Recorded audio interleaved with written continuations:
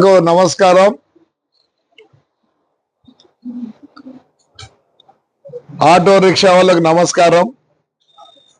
మళ్ళీ మీరు మొదలు పెట్టినారు ముందర ప్యాసింజర్లు ఎక్కించుకొని. దేవుని తోడు చెప్తాను, అల్లా కా కసం మై బోల్ రహా హూం. ఈసారి చూసినారంటే మీ బండి బయటికి రాదు, మీ బండి బయటికి రాదు. మీరు లోపల ఎంతమందినైనా ఎక్కించుకోండి, లేదా పైన ఎక్కించుకోండి.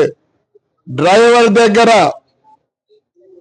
ఈసారి కనపచ్చినదంటే మీకు ఆర్సీ లేదు, ఇన్సూరెన్స్ లేదు, డ్రైవింగ్ లైసెన్స్ లేదు. మీరు కూడా బతకాలని చెప్పే ఉద్దేశంతో మేము కూడా ఉన్నాం.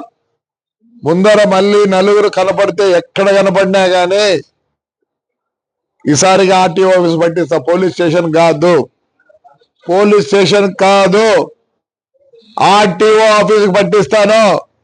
జాగ్రత్త పడండి. ఒక్కసారి ఆర్టీఓ ఆఫీస్కి పోయిందంటే మీ బండి బయటికి రాదు. ఎన్నిసార్లు చెప్పాలా మీకు? ఎందుకు చంపుతారు మనుషుల్ని? అరే ముందర కూర్చోబెట్టుకోవద్దంటారా? వెనకలు ఎంతమంది నేర్చుకోండి, మేము వద్దండంలే. డ్రైవర్ సీట్ లో ఒక్క ప్యాసింజర్ ఎక్స్ట్రా ఉన్నాయని ఆర్టీఓ ఆఫీస్ ఎక్కడికి పోతుంది? ఆర్టీఓ ఆఫీస్ పోతే మీకు లైసెన్స్ లేదు, ఇన్సూరెన్స్ లేదు, బండికి ఆర్సీ లేవు, అన్ని దొంగబడులు. తిట్టుకోవద్దండి నన్ను. ప్రజల్ని సంపద్దండి, ప్రజల్ని సంపద్దండి. మళ్ళీ మొదలైంది. అప్పుడే ఒప్పుకునేది లేదు. ఆ ప్యాసింజర్లు కూడా తెలియలేదు, ఆ ప్యాసింజర్లు కూడా తెలియలేదు. చస్తారు.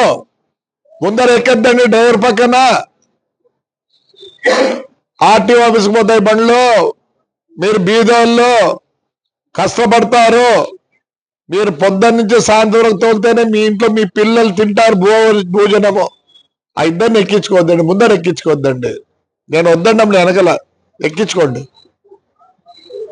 ఇదే లాస్ట్. ఆ పోలీస్ స్టేషన్ పంపిను, ఆర్టీఓ ఆఫీస్కి పోతాయి మీ బండ్లు. ఇప్పుడంతా కొత్త సిస్టమ్ వచ్చింది.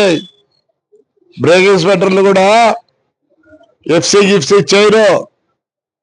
మీ బండి చిక్కిందంటే మళ్ళీ ఎక్కడికి పోవాలి తెలుసా? గవర్నమెంట్ వేరే సిస్టమ్ పెట్టింది అనంతపూర్ లో, అంత ఎలక్ట్రానిక్. మీ బండి బయటికి రాదు. తిట్టుకోవద్దండి దయచేసి. బండి ఆర్టీఓ ఆఫీస్ పోతే మీరు బూదిండ్రు, నాకు తెలుసు, నాకు అది కూడా తెలుసు. మీ ఇంట్లో పస్తు ఉండాల్సి వస్తుంది. నేను ఈసారి చెప్తే ఆర్టీఓ ఆఫీస్కి పోతుంది. Right, thank you.